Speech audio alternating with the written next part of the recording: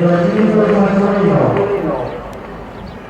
Categoría nacional de años, primero Carlos Plazo Pérez, el maestro de Ladrillo, por la nombre de 35-39.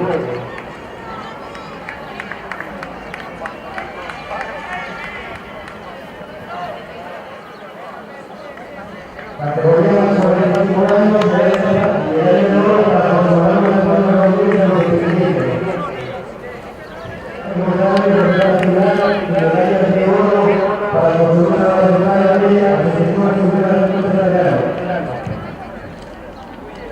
Y luego que más se la sentido vino. Calidad de plata. Y oro para el Real Fernando Suárez de Mónica Rodríguez.